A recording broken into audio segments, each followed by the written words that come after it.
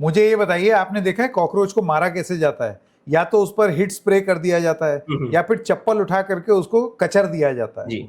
अब आपकी cockroach Janta party है, तो इसमें अगर तमाम लोगों ने हिट स्प्रे उठा लिए, फिनिट कर दिया, या चप्पल से कचर दिया, तब आप क्या करेंगे?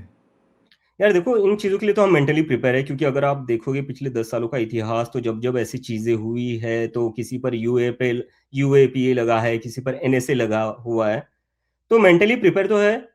तो अब क्या कर सकते, अगर उन देखते वो भी कब तक कर लेते हैं।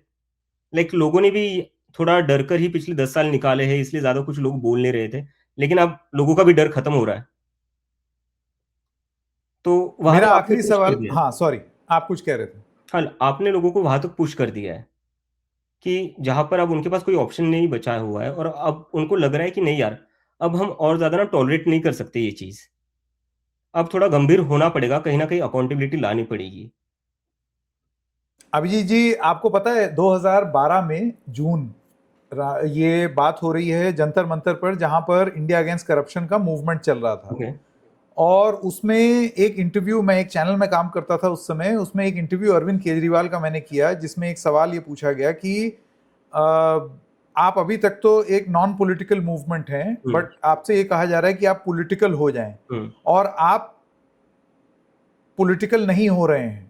तो उन्होंने बोला कि मैं पॉलिटिक्स में कभी नहीं आऊंगा। ये उनका ऑन रिकॉर्ड वक्तव्य था। उसके अगले दिन अभिजीत, उसके अगले दिन मंच से उन्होंने अपनी पॉलिटिकल पार्टी की घोषणा कर दी। ठीक है, उसके बाद फिर अब आम आदमी पार्टी पर आरोप लगते हैं that they have become more of the same. आए थे दुनिया बदलने, अब वो बाकियों की तरह ही वैसे ही हो गए हैं। मैं आपसे ये जानना चाहता हूं, सीरियसली स्पीकिंग, आप कॉकरोच जनता पार्टी को पॉलिटिकल ऑल्टरनेटिव की तरह देख रहे हैं, civil alternative, civil rights movement alternative की तरह देख रहे हैं, थिंक टैंक की तरह देख रहे हैं, कैसे देख रहे हैं?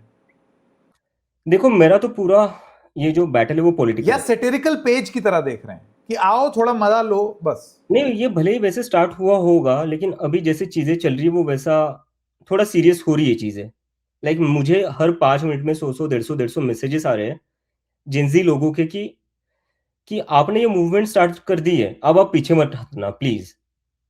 आज तक हम वेट कर रहे थे कि कोई ऐसा करेगा, कोई ऐसा नहीं कर रहा था, लेकिन अब आपने शुरू कर दिया है, तो हमारी आपसे रिक्वेस्ट है कि आप कुछ भी हो जाए, आप पीछे मत हटना, जस्ट डोंट बैक ऑफ। और ये कुछ लोग प्यार से कह रहे हैं, कुछ लोग मुझे धमका भी रहे हैं कि भाई अब तू पीछे मत हटना, तू देख ले, अब तूने क्रांति शुरू कर दी है, तो मेरी जिम्मेदारी कहीं ना कहीं उन लोगों की तरफ भी है। ऑब्वियसली अगर इतने लंबे टाइम के बाद इंडिया में कोई एक ऐसी मूवमेंट क्रिएट हो रही है जहां पर वो सवाल पूछ रहे, जहां पर वो चाहते हैं कि पॉलिटिकल ट्रांसफॉर्मेशन होना चाहिए, तो I won't like to kill this hope. तो इस होप को जिंदा रखने के लिए जो भी रास्ता रहेगा, I am open to that. अभी आप असंगठित हैं अभिजीत जी, जी जी। लेकिन किसी भी मूवमेंट को चलाने के लिए, और आम आदमी पार्टी में तो आपने देखा ही होगा, वॉलंटियर्स की फौज, जी एक ऑर्गेनाइजेशनल स्ट्रक्चर, ऑर्गेनोग्राम, ऊपर दिपके जी, उनके नीचे उनके कुछ सबऑर्डिनेट, फिर उनके नीचे एक पूरी व्यवस्था। तो मैं आपसे ये जानना चाहता हूं, ये कॉकरोचों की व्यवस्था बना ली है आपने, या अभी सोचेंगे? अभी हम लोग आइडेंटिफाई करें जिसे कॉकरोच कमेटी बनाया जाए, तो एक कॉकरोच कमेटी आपको जल्द दिख सकती है। कॉकरोच कमिटी कैसे कोई गंभीरता से लेगा अभिजीत जी, आप मुझे ये बताइए। देश का ऐसे युवा, ऐसे नाम रखेंगे तो? देखो संकेत, मैं आपकी समझ सकता हूँ, आप हमसे उम्र में थोड़ा बड़े हैं, और जो बाकी पॉलिटिकल पार्टीज है वो भी हमसे थोड़े बड़े हैं। उनका वे ऑफ कम्युनिकेशन अलग है, आपका एक वे ऑफ कम्युनिकेशन अलग है, लेकिन हमारा वे ऑफ कम्युनिकेशन अलग है। तो जो जिस वे में जेनजी समझ रहा है और वो इससे रेजोनेट कर रहा है, उसको पसंद आ रहा है, और उसकी वजह से ही वो पार्टिसिपेट कर रहा है, सो व्हाई नॉट। मैं तो विचित्र नाम सोच रहा हूं, ऑल इंडिया कॉकरोच कमिटी। विचित्र क्या है? Cockroach cockroach committee on economic affairs, cockroach committee on political affairs, CCEA, CCPA, AICC, सबकी परिभाषा आप बदल देंगे। देखो, जब तक युवाओं को कोई दिक्कत नहीं है, मुझे नहीं लगता हमें किसी को कुछ दिक्कत होनी चाहिए, क्योंकि after all they are the future of the country. इसमें संगीत, मैं एक बात कहना चाहूंगा, मेरी बहुत सारे जर्नलिस्ट से बात हुई है, एक ना कहीं मुझे थोड़ा दिख रहा है कि हर कोई इंडिया के युवा को, इंडिया की जेंजी को नेपाल की जेंजी से कंपेयर कर रहा है, श्रीलंका के, बांग्लादेश की जेंजी से कंपेयर कर रहा है, और कहा जा रहा है कि क्या आप भी वैसा ही करेंगे। मैं कह रहा हूं भाई, ये लोग काउच से उठने को तैयार नहीं है। आपको लगता है ये दंगे करेंगे? आपने क्या समझ रखा है? मतलब कल मैं एक शो में गया था जहां मुझे बोला था कि 5 जेंजी लेकर आ जाओ कैमरा पर।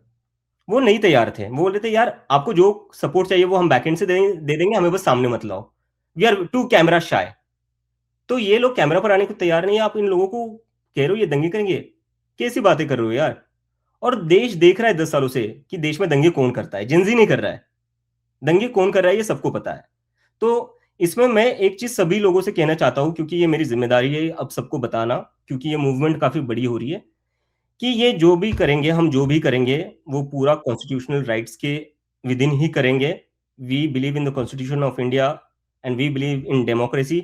हमारी ये जो पूरी मूवमेंट है that is to save democracy, क्योंकि इंडिया की डेमोक्रेसी अभी की जो सिचुएशन है that is very like dangerous, and we have like serious concern, is it going to be any worse, and we don't want it to get any worse. तो हम इस देश की डेमोक्रेसी बचाना चाहते हैं, और उसके लिए हम संविधान में जो जो चीजें हैं उसके थ्रू ही करेंगे। तो प्लीज हमें नेपाल की जिंदगी से आप कंपेयर मत करिए, बांग्लादेश की जिंदगी से कंपेयर मत करिए। इस देश के युवाओं को ना ऐसे डिमीन मत करिए, समझदारी है लोग बहुत। मैं जिन लोगों से बात कर रहा हूँ ना संकेत, मैं आपको गारंटी से बता रहा हूँ, पूरे कैबिनेट में इनके जितना पढ़ा लिखा कोई नहीं होगा। आज की जो कैबिनेट है, ये जेंजी इतना ज्यादा एजुकेटेड है, इतना ज्यादा समझदार है, और आपको तो पता ही है सत्ता में कैसे कैसे लोग बैठे हुए हैं, 10वीं पास भी नहीं होंगे वो। तो जो लोग आपसे ज्यादा पढ़े लिखे, जो लोग आपसे ज्यादा समझदार है, उनकी इंसल्ट मत करिए, जो बाकी देशों में हुआ है उससे कंपेयर करके। अब आपने बता दिया कि आप पॉलिटिकल ऑल्टरनेटिव के बारे में भी सोचेंगे, आपने तो चुनाव चिन्ह वगैरह भी अपना तैयार कर दिया और सारे नाम भी उस तरीके का दिया है। अगर आप पॉलिटिकल ऑल्टरनेटिव की तरह अपने आप को प्रस्तुत करते हैं तो ये नाम, चुनाव चिन्ह, ये सब सिर्फ आपकी जिम्मेदारी नहीं होगी। अव्वल तो चुनाव चिन्ह आप नहीं डिसाइड कर सकते, वो कुछ ऑप्शंस होते हैं जो इलेक्शन कमीशन देगा, और फिर इलेक्शन कमीशन कॉकरोच तो देगा नहीं आपको।